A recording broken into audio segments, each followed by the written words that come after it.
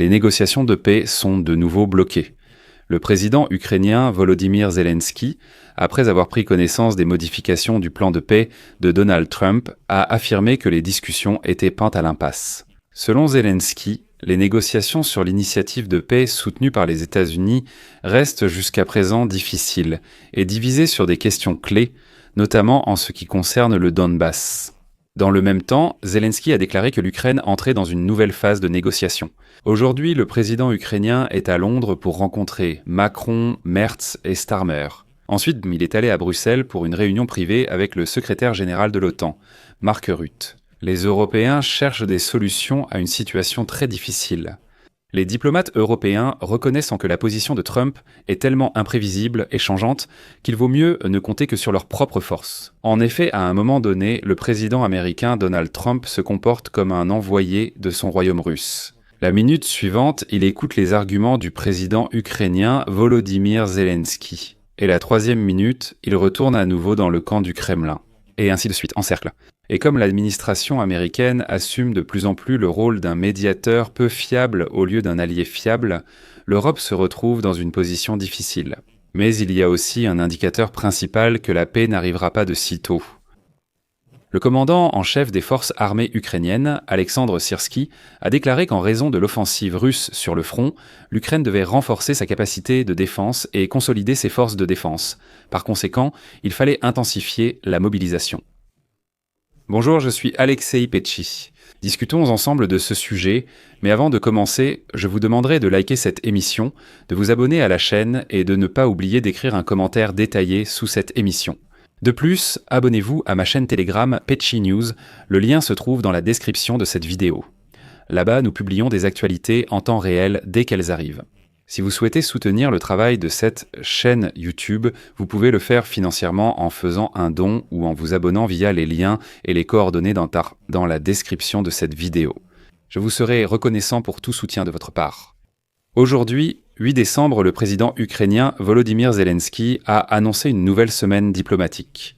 Le chef de l'État a déclaré que dans les prochains jours, des consultations intensives sont prévues avec les partenaires européens, avec un accent particulier sur les questions de sécurité, le renforcement de la capacité de défense de l'Ukraine et de nouveaux paquets d'aide. Selon lui, l'accent sera mis sur le renforcement de la défense anti-aérienne et l'assurance d'un financement à long terme. Volodymyr Zelensky a aussi évoqué des contacts récents et importants avec des représentants du président des États-Unis.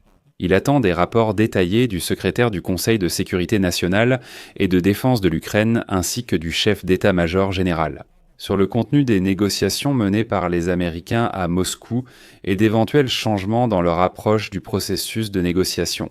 De plus, Zelensky a précisé qu'il comptait aborder certains sujets uniquement en privé, comme le plan de paix de Trump ou les discussions avec Rutte à Bruxelles. Cela se fera en format fermé. Rustem Umerov et Sergueï Ignatov doivent lui présenter des rapports et des rencontres avec des dirigeants européens à Londres et à Bruxelles sont également prévues. Mais un peu plus tard, Vladimir Zelensky a en fait reconnu que les négociations de paix étaient à nouveau dans l'impasse. Comme l'a déclaré Zelensky, les négociations sur l'initiative de paix, soutenues par les États-Unis d'Amérique, restent jusqu'à présent difficiles et divisées sur des questions clés, notamment sur le Donbass. Selon Zelensky, les participants aux négociations n'ont pas atteint une vision commune concernant l'avenir des régions de Donetsk et de Lugansk. Citation. Il y a la vision des États-Unis, de la Russie et de l'Ukraine, et nous n'avons pas d'opinion commune sur le Donbass. L'Ukraine demande un accord séparé sur les garanties de sécurité de ses partenaires occidentaux, notamment les États-Unis. Ces questions, tout comme le contrôle des régions orientales, Zelensky les a qualifiées de sensibles et nécessitant une discussion plus approfondie. Fait intéressant, les commentaires de Zelensky ont suivi les critiques du président américain Donald Trump à son égard. Il est un peu déçu que Zelensky n'ait pas encore lu la proposition de paix de Trump, ce à quoi Zelensky a répondu, je cite. Tous les Ukrainiens veulent obtenir une réponse. Si la Russie recommence la guerre, que feront nos partenaires ? Eh bien, apparemment, il n'y a pas de réponse à cette question. Les Américains veulent discuter des garanties de sécurité pour l'Ukraine uniquement après un accord de paix.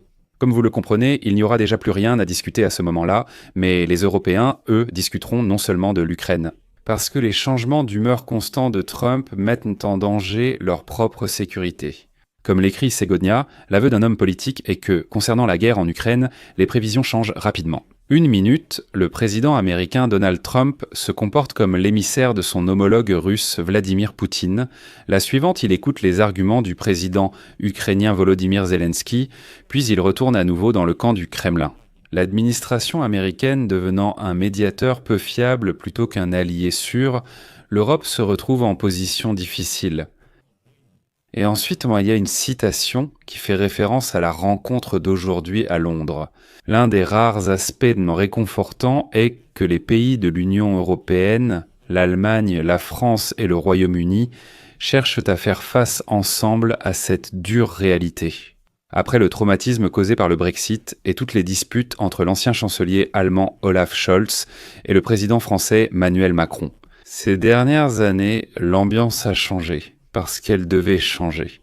Si l'Europe veut survivre à une future attaque de la Russie, ces grands acteurs doivent se comporter d'une manière qu'ils n'ont jamais adoptée auparavant. Ils doivent être inséparables. En Europe, on a compris que l'inaction coûterait bien plus cher que le soutien à l'Ukraine que l'Europe a apporté jusqu'à présent. Si l'on ne fait rien, Poutine se sentira encore plus audacieux et l'Europe sera submergée par une vague de réfugiés ukrainiens bien plus importante que jamais auparavant. Eh bien, vous savez, qu'est-ce qui est rassurant ici ?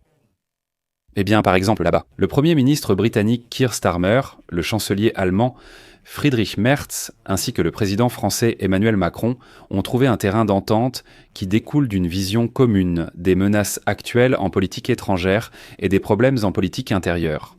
La perte des États-Unis en tant qu'amis dans les moments difficiles oblige les trois pays à une telle réorganisation. Il est clair que l'Allemagne, la France et le Royaume-Uni forment déjà un noyau uni. Bien sûr, aucune de ces trois nations n'ose admettre publiquement que la situation est aussi grave, mais les signes extérieurs parlent d'eux-mêmes. Les Européens rencontrent Volodymyr Zelensky de plus en plus, souvent séparément des Américains, généralement à huis clos. De plus, comme nous le voyons, désormais l'Ukraine transmet la position des Américains aux Européens, et une telle attention est compréhensible. De nombreux représentants des ministères de la Défense en Europe sont de plus en plus préoccupés par le fait que si l'Ukraine subit une forte pression pour accepter une sorte d'accord douteux entre Trump et Poutine, le soutien public à l'augmentation des dépenses de défense diminuera clairement. Parce que les gens, la société ordinaire, auront l'impression que, écoutez, oui, l'affaire est réglée, alors qu'en réalité, ce ne sera pas du tout le cas. Et maintenant, certains disent déjà que écoutez, nous sommes à 2 pas d'un accord de paix. Littéralement encore quelques semaines et la paix sera établie. Eh bien parce que les politiciens envoient de tels messages. Pour Poutine, ce n'est certainement pas la fin. Le dictateur russe a lié sa survie politique, le système de pouvoir et l'économie du pays à l'idée d'une prétendue menace occidentale qui entourerait la Russie et serait sur le point de l'attaquer. C'est précisément pour cette raison qu'il a récemment déclaré que la Russie était prête à la guerre si l'Europe la déclenchait. Il ne peut tout simplement pas se permettre d'arrêter d'inventer des menaces. Imaginez un Russe mal lavé qui découvre en fait que personne ne le menace vraiment, mais ce Russe a l'habitude de vivre comme ça depuis plus de 20 ans, dans des conditions où le pouvoir dit que tout l'Occident maudit va nous attaquer, qu'il essaie de nous étrangler et ainsi de suite et ainsi de suite. Cela provoque au moins une consolidation de la société, et donc s'il n'y a pas de menace, il n'y a rien autour de quoi se consolider, parce qu'il n'y a pas de réalisation. Il n'y a que 2 voies ici. Soit tu consolides la société autour des réalisations de ta nation, soit tu la consolides autour de la menace pesant sur ta nation. Les Russes n'ayant pas la première option, ont inventé la seconde. Eh bien, si les États-Unis imposent l'accord qui est actuellement discuté, cela signifiera que toute future guerre de Poutine contre n'importe quel pays européen se terminera également par l'abandon de territoires et d'intérêts. Trump s'en moquera totalement, que ce soit l'Ukraine, l'Estonie, la Lituanie ou la Pologne, cela ne comptera pas. Cela signifierait un retour à la politique des grandes puissances. C'est une sorte de Yalta 2.0. Cela aurait renforcé la déaméricanisation de l'OTAN, rendu l'Ukraine incapable de se défendre et confirmé pour les États-Unis que la Russie possède un droit de veto sur la sécurité européenne. Quant à l'Ukraine, malheureusement, il n'y a clairement aucune solution pacifique en vue dans un avenir proche, et il y a un signe direct de cela. Le commandant en chef ukrainien Alexandre Syrsky a affirmé qu'en raison de l'offensive russe, l'Ukraine devait renforcer et consolider sa défense. Il s'agit de mobilisation, de recrutement et de nouveaux contacts, je cite. L'ennemi poursuit son offensive, donc nous n'avons pas d'autre choix que de renforcer notre capacité de défense et de consolider notre armée. Le point clé de nos efforts, ce ne sont pas les équipements, mais les hommes. Je vais m'arrêter ici. Donnez votre avis et vos conclusions dans les commentaires sous cette vidéo, abonnez-vous à la chaîne, activez la cloche et n'oubliez pas de mettre un like. C'est tout pour aujourd'hui. Prenez soin de vous, à bientôt pour la suite.